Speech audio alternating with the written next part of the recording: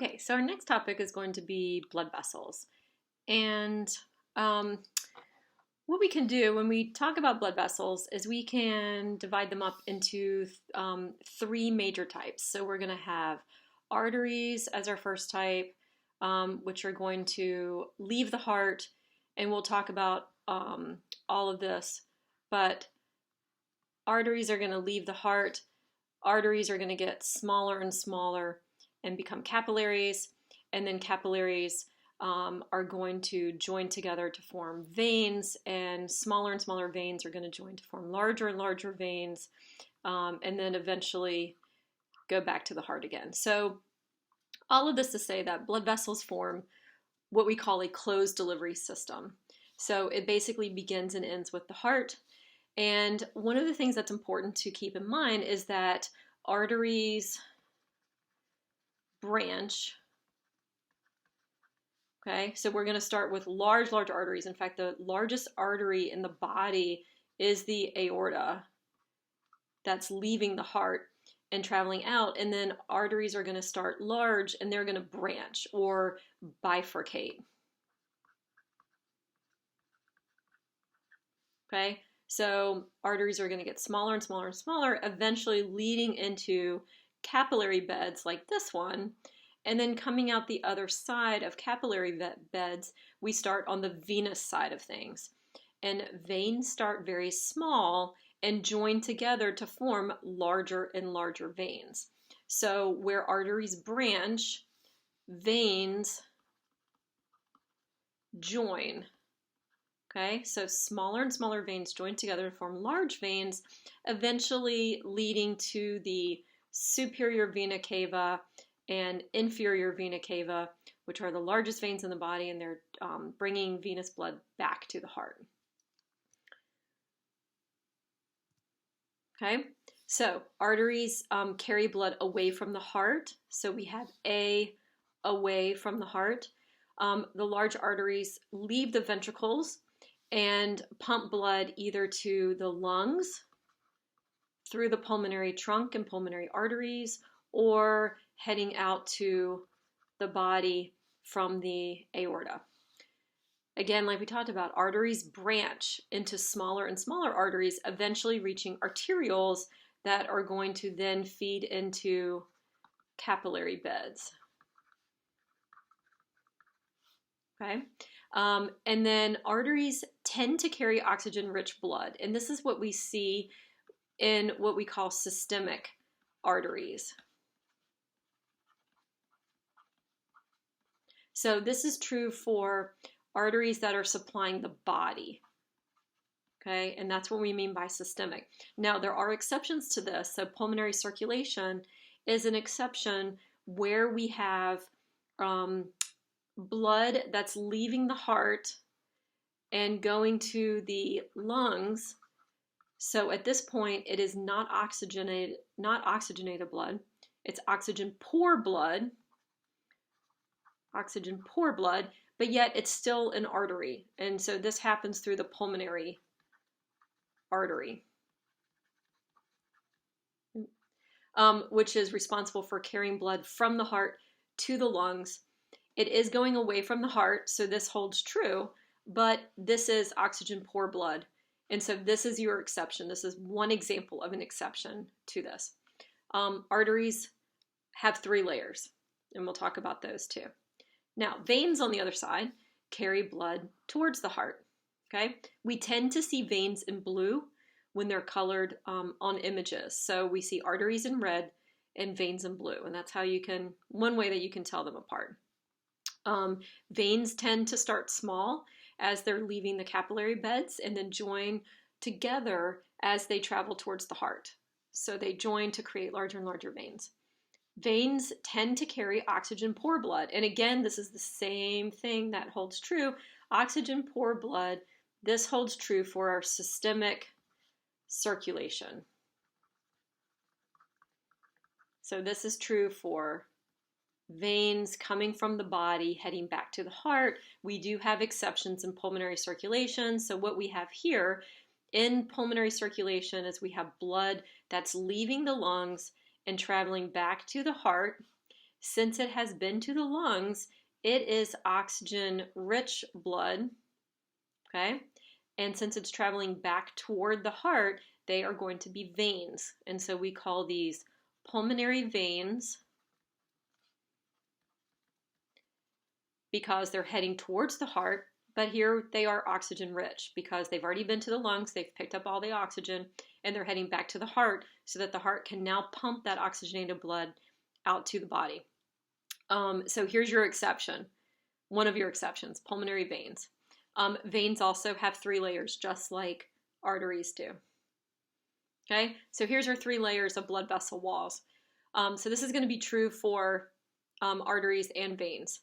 Tunica intima is the innermost layer, and this is comprised of simple squamous epithelium and is in fact continuous with the endocardium of the heart. So endocardium is that inner layer of the heart, and it basically leaves the heart and becomes the tunica intima throughout the cardiovascular system in the body. Capillaries are only going to have tunica intima, and we'll talk about that in a minute, but capillaries only have the 1 layer. It's simple squamous, so it's 1 cell layer thick, which is perfectly suited to the role that capillaries play in our cardiovascular system.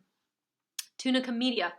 This kind of goes back. You should see a trend in basically everything that we talk about in anatomy is that most things have 3 layers, right? We're going to have an internal layer, we're going to have a muscle layer, and then we're going to have an external layer. So typically the middle layer is going to be muscle, and that's what we see here.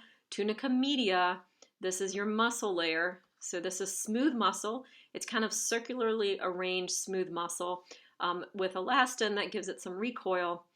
And what's important here is that it is innervated by the sympathetic branch of the autonomic nervous system. Blood vessels are one structure that only have sympathetic innervation. They don't have parasympathetic innervation. So sympathetic innervation is either increased or decreased. And by activating sympathetic division, we are able to cause vasoconstriction, which means that the lumen gets smaller, it constricts, or vasodilation, where the lumen is going to be the inside of the blood vessel. The lumen is going to get larger during vasodilation. So what happens with this is if the smooth muscle contracts, it creates vasoconstriction and the lumen size decreases. If the smooth muscle relaxes, it creates vasodilation and the lumen size increases. And that's how we regulate blood flow. Our 3rd layer is going to be tunica externa, otherwise known as tunica adventitia. And this is our outermost layer. It consists of some loosely woven collagen fibers that help to anchor blood vessels to tissues around them. And it also contains a structure called vasa vasorum. And this is basically blood supply to the blood vessels themselves. Okay, so this is going to be a blood supply heading to the blood vessels. So even though the blood vessels are filled with blood, much like the heart, they don't actually get their blood supply from the heart or from the blood that the vessels contain. So they need a separate supply of blood, and that's what we see with vasa vasorum. Okay, we're going to go through the arterial side first. So we're going to talk through arteries, then we're going to talk about capillaries, and then we're going to come up the venous side of things. So in terms of arteries, we've got 3 types of arteries present in the body. The first type are going to be elastic arteries. And these are the largest arteries in the body. These are going to be the ones that are closest to the heart because, again, like we've mentioned before, we have the aorta that leaves the heart and travels down, and then it's going to branch into other vessels. And then those arteries are going to branch into smaller and smaller vessels, right? And so elastic arteries are going to be the arteries that are closest to the heart. For example, the aorta is an elastic artery, okay? And some of the other major branches that come off of the aorta. These are the largest diameter arteries, again, because they're the ones closest to the heart. They're the biggest ones. These contain elastin because they are elastic arteries, okay? And so they are able to stretch and recoil. So every time the heart beats and it pumps out that wave of blood, they are going to be able to expand to accommodate the blood coming from the heart, and then they're able to recoil back again.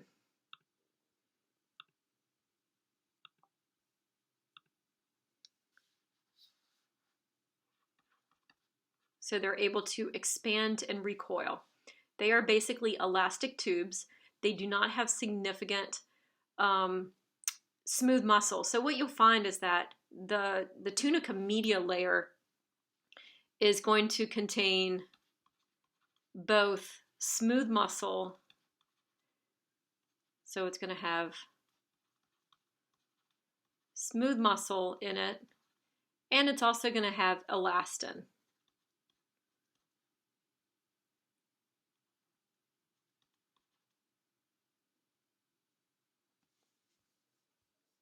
Okay?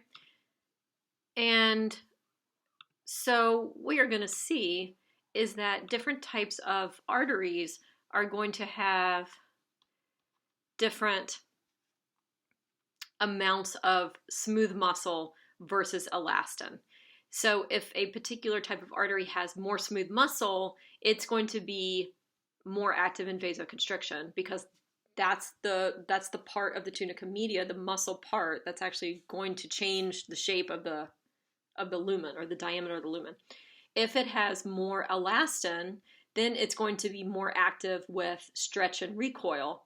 So elastic arteries are going to have way more elastin than smooth muscle.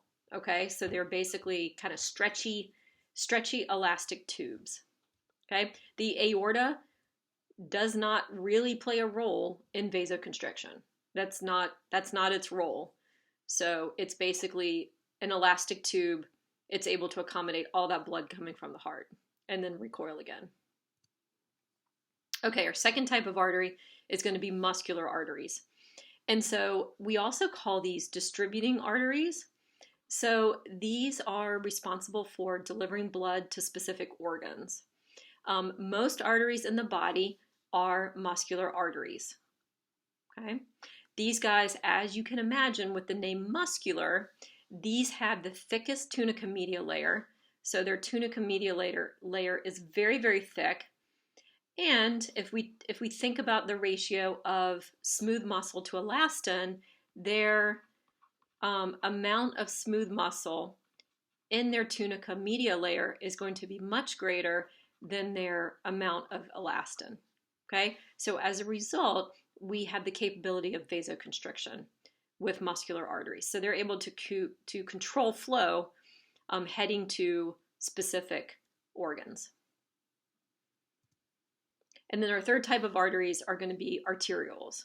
And these are the smallest ones that we have. They have the smallest lumen, and we're basically heading into capillary beds at this point. So we've gone from our large elastic arteries, here's our aorta, and we've branched from there, and then we've branched even more, and even more, and then we're heading into our capillary beds through our arterioles. So obviously our circulatory pathway would branch, even more so than this, but as we head into our capillary bed, we've got our arterioles that are the vessels that are bringing blood into it. The larger arterioles still have all three tunics, just like the larger arteries do. Now, what we see with these guys is their tunica media, their muscle layer, tends to be mainly smooth muscle with very little elastin, because these vessels are able to control flow going into capillary beds. So their whole role is to control flow of blood into capillary beds. Okay, so if we look at their tunica media, what we see is a higher smooth muscle ratio versus elastin. Okay, let's pick this back up. So if we look at their tunica media layer, what we're going to see is smooth muscle with a much greater concentration than elastin, because these guys need to be able to change their lumen diameter to control flow going into capillary beds. And this happens really quickly. This is constantly being changed and adapted. Okay, now we're down to our capillaries. So we've gone through the arterial side of things, and now we're heading into capillaries. Capillaries are important because they're the smallest blood vessels, and they contain only one layer. So they only contain that tunica intima layer. And if you remember, what's that tunica intima layer comprised of? It's simple squamous endothelium. Okay, so it's that inner layer. It's an inner epithelial layer, but it's endothelium because it's on the inside, and it's simple squamous. So it's one cell layer thick, right? And so this is going to be found in areas where we need gas exchange. And that's exactly what happens here. So these thin walls are a perfect example of complementarity, because we have gases, oxygen and carbon dioxide, that are going to diffuse across the walls of the capillary. We've got nutrients that need to diffuse in. We've got hormones that need to diffuse into our cardiovascular system to be able to be carried to their distant target organ. And basically what we see is these capillaries form these networks called capillary beds. And so, you know, we've got kind of an arteriole leading into it. I always kind of draw our capillary bed, you know, looking something like this. And then we would have coming out the other side. Ooh, that's fancy. Coming out the other side, this would be the venous side of things, right? So we would have kind of the arterial side coming in, and so flow is going to be going in this direction. Okay, these capillaries are pervasive throughout the body, so they are able to provide direct access to just about every cell in the body, all throughout the body.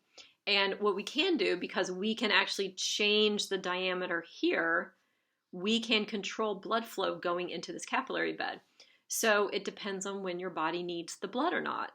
And we'll talk about that. But that's basically kind of the input of the sympathetic nervous system as to where the blood is needed at that point in time. Okay, and so this is what we have. If this is a capillary, this is showing you diffusion, and we know oxygen is going to diffuse out of the capillary bed or out of the capillary. We've got nutrients that are going to diffuse out, and then we've got carbon dioxide and metabolic waste products coming from the cells that are going to diffuse into the capillary to be carried, you know, either to maybe the kidneys to excrete waste products, or the lungs to excrete the waste product of carbon dioxide.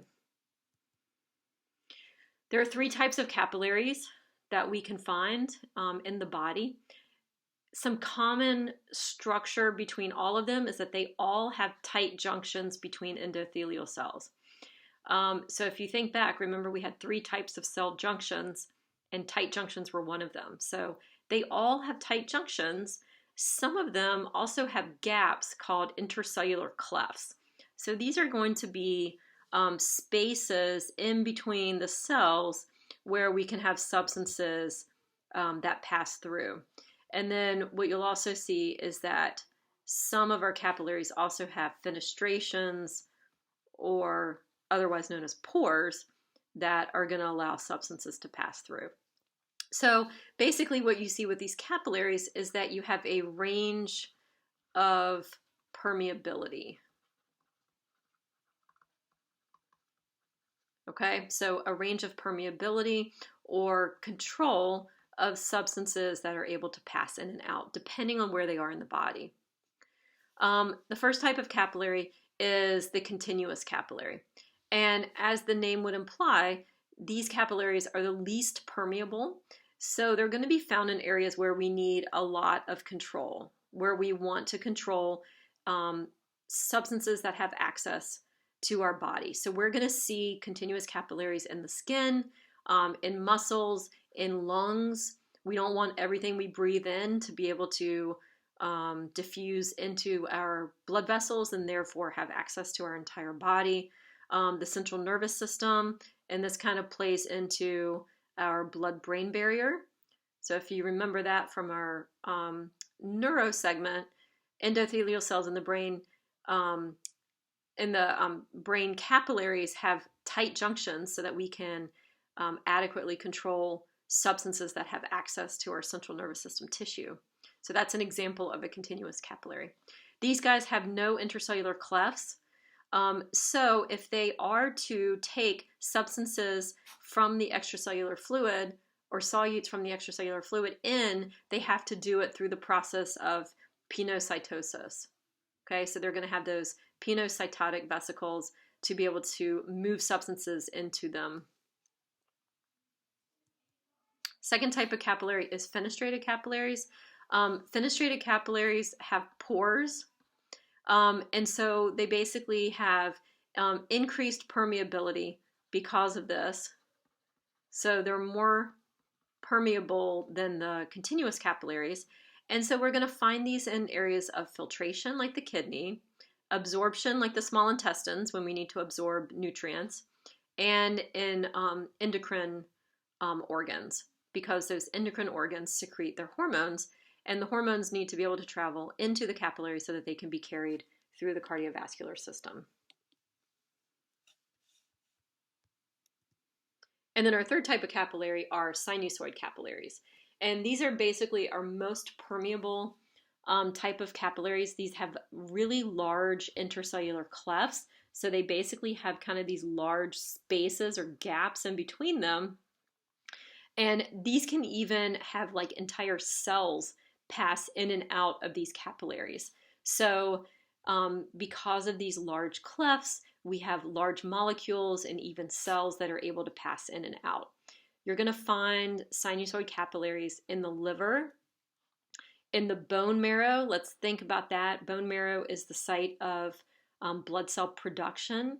So those new blood cells have to go from the bone marrow into the cardiovascular system. They need to be able to make that transition. And with sinusoid capillaries, they're able to do that. The spleen, mainly for recycling of red blood cells, as well as lymphatic and lymphoid function that the spleen carries out for us with our immune system. Adrenal medulla is an endocrine organ that's going to secrete epinephrine, norepinephrine, and they need to be able to move into the sinusoid capillaries to be able to travel throughout the body. So sinusoid capillaries, the most permeable ones. Okay, so capillaries, individual capillaries are going to join together to form capillary beds. And this is what's going to supply the specific tissue with the blood. So what we can see is that blood can either travel throughout the capillary bed and totally perfuse that capillary bed if we need that tissue to receive blood at that point, or we can actually close these precapillary sphincters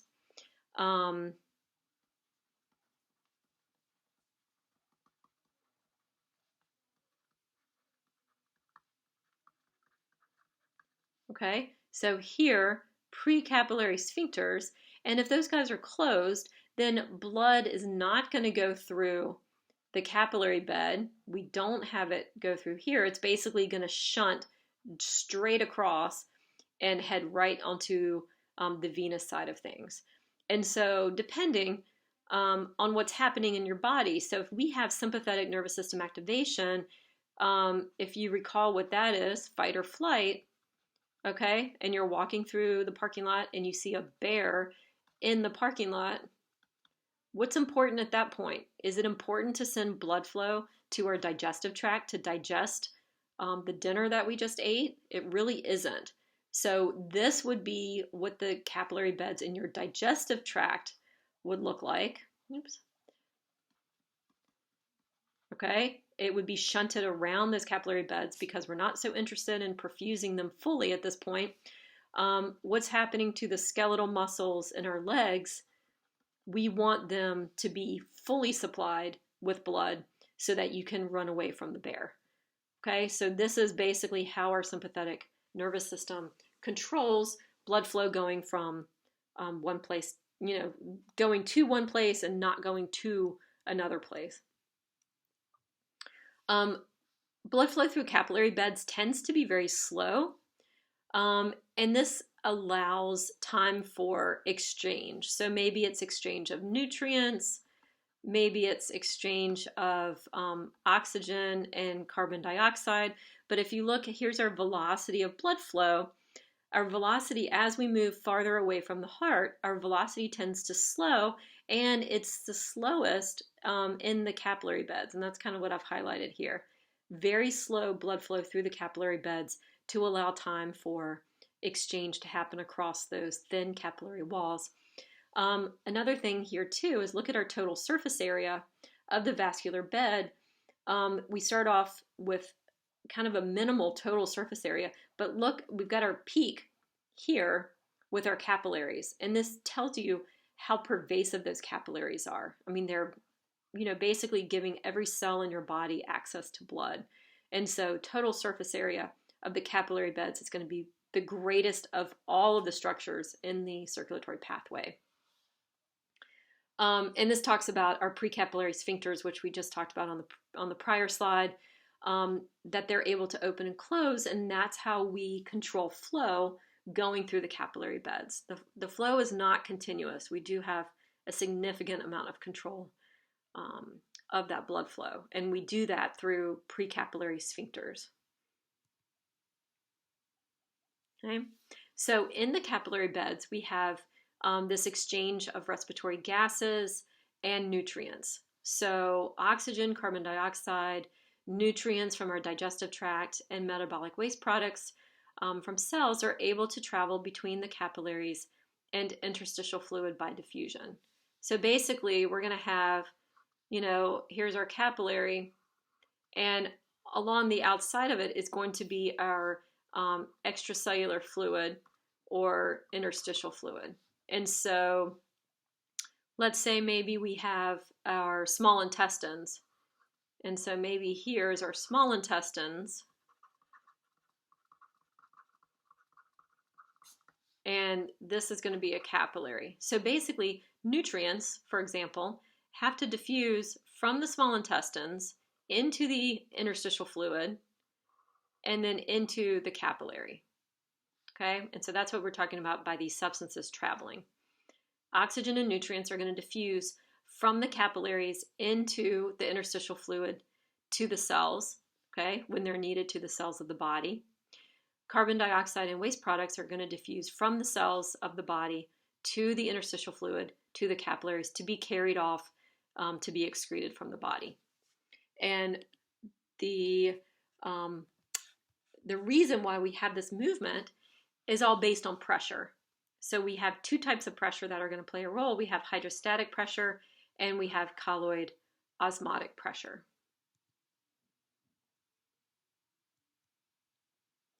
Okay, so these two pressures are going to affect how fluid moves in and out of the capillaries. And these are opposing pressures. So they actually create movement in opposite directions. And we're going to talk about that. The first one is hydrostatic pressure. Hydrostatic pressure is basically the force exerted by a fluid pushing out against the wall of that capillary. So here's our blood vessel in cross section, and it's filled with blood, and that blood is pushing out against the walls of the blood vessel. Okay, it's the same thing. You turn on a garden hose at your house, and the hose becomes kind of taut. That's the hydrostatic pressure. So this is hydrostatic pressure. We can also think of hydrostatic pressure as our blood pressure. Okay, this is kind of a fancy word for it. And in a little while, we're going to relate this to blood pressure. Basically, this force pushing fluid out against the walls of the capillary is going to force fluid through the capillary walls. So some of the fluid is actually going to end up being pushed out through the wall. And we call that process filtration. And as you can imagine, if you had a particular type of capillary that was more porous, so let's say it had some pores in it, right? That's going to allow substances to leave, that we would have increased filtration in that particular capillary, as opposed to a capillary that was more continuous and didn't have those pores. And so you can see here how the type of capillary is going to affect the amount of filtration that happens. Hydrostatic pressure is responsible for pushing fluid out of the capillary. There is also what we call kind of a theoretical interstitial fluid hydrostatic pressure. So we've got fluid that's surrounding this blood vessel, and that fluid is actually pushing back against the blood vessel. Actually, let's do that one in a different color.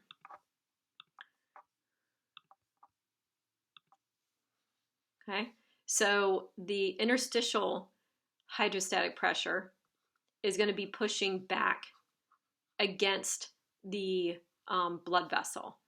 And so this is going to be hydrostatic pressure of the interstitial fluid.